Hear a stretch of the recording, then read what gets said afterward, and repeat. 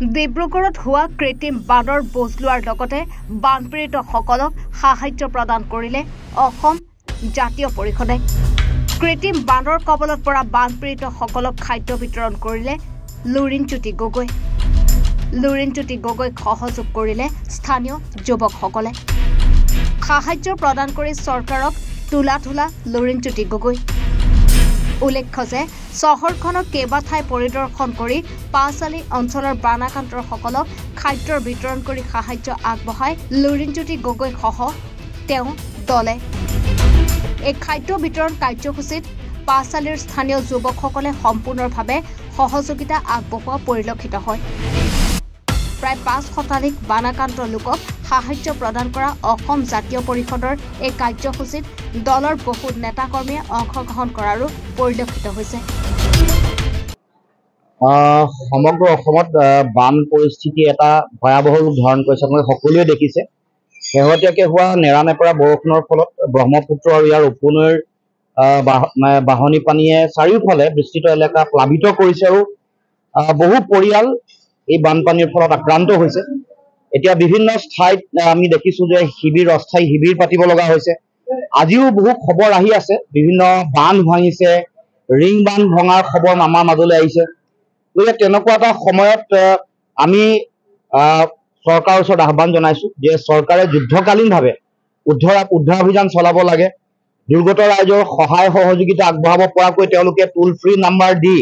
তেওঁলোকৰ খোৱা বোৱাৰ ব্যৱস্থা, তেওঁলোকৰ থকাৰ ব্যৱস্থা, স্বাস্থ্য, বিশেষকৈ শিশুসকলৰ স্বাস্থ্য আৰু তেওঁলোকৰ খোৱা বোৱাৰ যতন, তেওঁলোকৰ শিশু খাদ্যৰ বিশেষ ব্যৱস্থা গ্ৰহণ কৰিবৰ কাৰণে চৰকাৰে ব্যৱস্থা গ্ৰহণ কৰিব লাগে। এই ঐতিহাসিক ডিব্ৰুগড় চহৰতো আমি দেখিছো যে ইয়াত ভয়াৱহ বানপানীয়ে গোটেই চহৰখন আক্ৰান্ত কৰিছে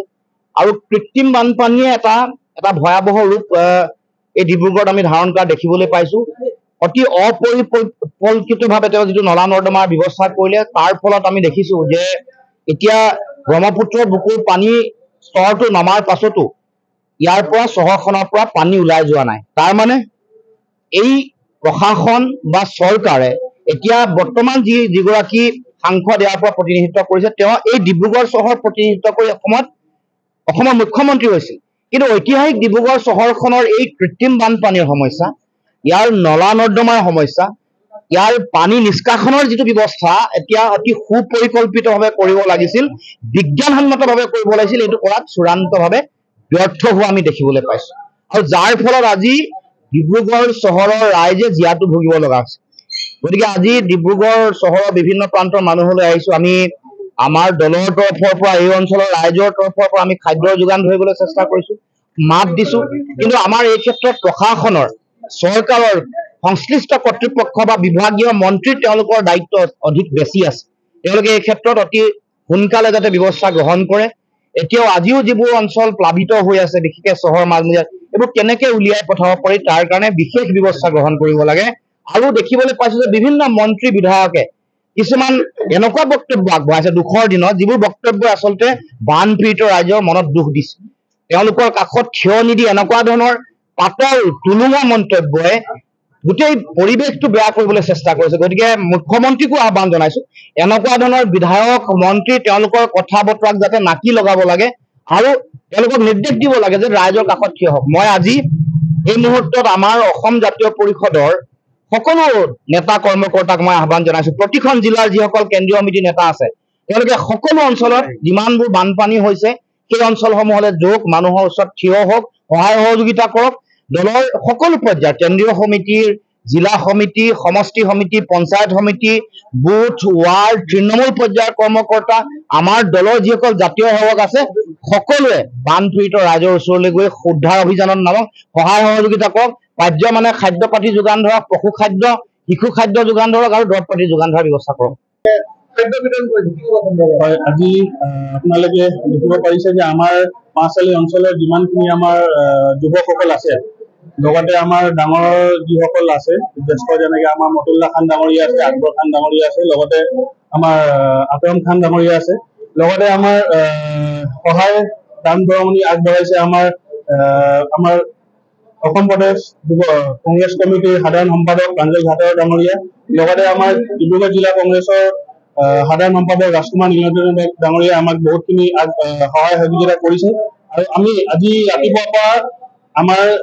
দাঁতি কাষৰীয়া অঞ্চল যিখিনি আছে পাঁচআলি হওক পাঁচআলি লগতে আমাৰ লোহাপতি পথাৰ তাৰপৰা বাবুৱালিলৈ আছে যিখিনি বান পীড়িত যিসকল লোক আছে তেওঁলোকক আমি যিমানখিনি পাৰো আমাৰ যুৱকসকলে আমি খাদ্য আগবঢ়াইছো আমাৰ জাতিৰ ধন ভাঙি আমাৰ সকলো যুৱকসকলে মিলি আমি যিমানখিনি পাৰো আমি খাদ্য আগবঢ়াইছো আৰু আজি ৰাতিপুৱা আমি বাবুৱামুলি অঞ্চলৰ যিখিনি আছে দুপৰীয়া সময়ত তেওঁলোকক খাদ্য যোগান ধৰিলো আৰু এতিয়া ৰাতিৰ কাৰণে আপোনালোকে দেখিব পাৰিব আমি ৰাতি আমাৰ লোহাপতি পথাৰৰ ভিতৰত যিসকল বান আক্ৰান্ত লোকসকল আছে তেওঁলোকৰ আগত আমি খানাৰ যোগান ধৰিম আৰু অহা কাইলৈৰ পৰা আজিৰ পৰা আমাৰ এইখিনি প্ৰচেষ্টা আগবঢ়াইছো আৰু অহা কাইলৈলৈকে যেতিয়ালৈকে আমাৰ লোকসকল যাতে বানত আক্ৰান্ত লোকসকলে যাতে ৰেহাই নাপায় তেতিয়ালৈকে আমি এই প্ৰচেষ্টা আগবঢ়াম কিন্তু আৰু এটা বস্তু আমি দেখিবলৈ পাইছো আমাৰ কিন্তু বিধায়ক ডাঙৰীয়া হওক বা আন যিসকল বিজেপি ডাঙৰ মন্ত্ৰী MLA আছে তেওঁলোকৰ ফালৰ পৰা আমি কোনো সহায় সহযোগিতা পোৱা নাইকিয়া তেওঁলোকক আমি অনুৰোধ জনাও যাতে আমাৰ পাঁচআলি অঞ্চল লোহাপতি অঞ্চল বা বাবুৱামিল হওক বা গেৰেম বজাৰ বা ডিব্ৰুগড়ৰ ভিতৰত যিসকল বান আক্ৰান্ত লোক আছে তেওঁলোকৰ কাষত যাতে থিয় দিয়ে আৰু যিটো নলা নৰ্দমা যিটো আপোনাৰ ড্ৰেনেজ ইনপ্ৰপাৰ ড্ৰেনেজ চিষ্টেম যিটো বনালে তাৰ দায়ী আজি কোন হ'ব সেই ইনপ্ৰপাৰ ড্ৰেনেজ চিষ্টেমৰ কাৰণে আজি আমাৰ ডিব্ৰুগড়ৰ গোটেই অঞ্চলৰ মানুহখিনি আজি এই ভুক্তভোগী হৈছে ডিব্ৰুগড়ৰ পৰা আতিকুৰ ৰহমানৰ ৰিপৰ্ট এনি ভাৰত 24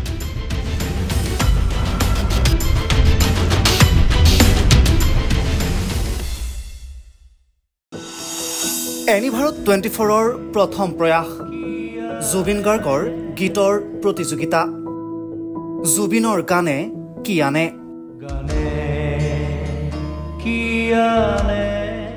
অডিশ্যনৰ বাবে যোগাযোগ কৰক 8638661821 আৰু 8812831556 নম্বৰত এনি ভাৰত 24 উদ্যোগত এটা নতুন সংগীতৰ প্ৰতিযোগিতা আয়োজন কৰা হৈছে য'ত মোৰ গানৰ প্ৰতিযোগিতা হ'ব আপোনালোকে তাত প্ৰতিযোগী হিচাপে আহিবলৈ পাৰিব আৰু মোৰ ফালৰ পৰা আন্তৰিক শুভকামনা জনাইছোঁ আৰু অনুষ্ঠানটোৰ নাম হৈছে গানে কি আনে সকলোকে মৰম জনাইছোঁ সকলোৱে আহক ইয়াত অংশগ্ৰহণ কৰক thank you very much love you ৰব আপুনি যে এটা অপৰাধ কৰিবলৈ গৈ আছে আপুনি জানেনে এই নাবালিকা গৰাকীক এতিয়াই বিয়াত বহুৱাটো যে এটা অপৰাধ আপুনি জানেনে অপৰাধ কেনেকৈ মোৰ ছোৱালী মোৰ কথা তুমি যিয়েই নোকোৱা ভূঞা 18 বছৰৰ তলৰ যিকোনো কন্যা সন্তানৰ বিয়া দিলেই আইনগতভাৱে এক দণ্ডনীয় অপৰাধ বিয়া দিয়াজন যিমান দায়ী বিয়া পতাজনো সমানে দায়ী এতিয়া তাই পঢ়া শুনা কৰাৰ বয়স খেলা ধূলা কৰাৰ বয়স তাই খেলিবলৈ দিয়ক পঢ়িবলৈ দিয়ক আৰু চাব এদিন আপুনি তাইক লৈ গৌৰৱ অনুভৱ কৰিব পাৰিব এতিয়াই তাইক সংসাৰৰ বোজা দি তাইৰ ভৱিষ্যত জীৱনটো অন্ধকাৰ কৰাৰ অধিকাৰ তোমাৰ জানো আছে মোৰ ভুল হৈ গ'ল মাজনী মোক ক্ষমা কৰিবা শিক্ষা ল'ৰা ছোৱালী উভয়ৰে প্ৰাপ্য আৰু অধিকাৰ আপোনাৰ কন্যা সন্তানক তাইৰ এই প্ৰাপ্যৰ পৰা বঞ্চিত নকৰাব বাল্য বিবাহ ভাৰতীয় আইনৰ দ্বাৰা বিহিত এক দণ্ডনীয় অপৰাধ এনে অপৰাধ কৰি আপোনাৰ কন্যা সন্তানৰ ভৱিষ্যত অন্ধকাৰৰ মাজলৈ ঠেলি নিদিব